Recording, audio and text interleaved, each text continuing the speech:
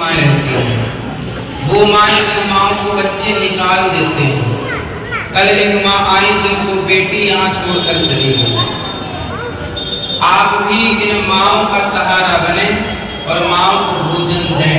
आजकल की संतान अपने बूढ़ी माँ को रोटी भी देने को तैयार नहीं, ना बेटा देने को तैयार है, ना बेटियां देने को तैयार है। बेटी चलो देने का सोचती भी है तो बेटी के ससुराल वाले दबाव बनाते हैं कि आप अपनी माँ को यहाँ नहीं रख सकते। सोचिए ऐसी बेसहारा माएँ जिनको अपनी संतानें रोटी नहीं देती, ऐसी माँ को यहाँ रहने की खाने की व्यवस्था मिलती है। आप सबका मैं धन्यवाद करता हूँ कि आप सबके सहयोग से यहाँ माँ को भोजन मिलता है, दवाई मिलती है। आप बताइए माँ की सेवा करना पाप है कि पुण्य? आप भी थोड़ा थोड़ा पुण्य कीजिए और आज का भोजन आप अपनी ओर से माताओं को बंटवा सकते हैं।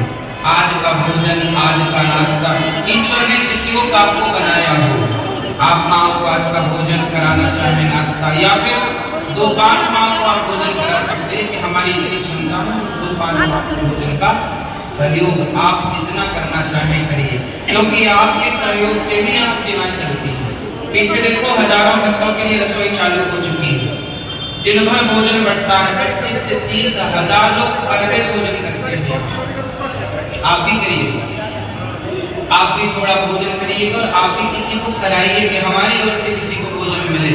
अब यहाँ संत लोग आएंगे, हजारों संत आप देखिएगा, तो संतों को भोजन बंटता हुआ देखिए। आप भी संतों को आज का भोजन बंटवा सकते हैं कि आज का भोजन आपकी ओर से, आज का नाश्ता आपकी ओर से, आज की सेवा जो आपसे बने, आप इन सेवाओं से अपने आप को जरूर जोड़िएगा। जो टीवी पे देखा था, सुना था गौरी गोपाल के बारे में, सही है गलत है? सही है। तो आप भी सही का साथ जरूर दीजिए। राधे राधे।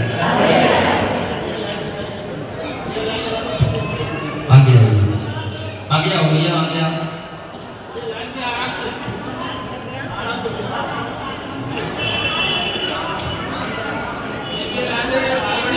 रानू पाल जी, आप वृद्ध माताओं के भोजन में सहयोग के हाथ बढ़ा रही हैं, बहुत बहुत धन्यवाद।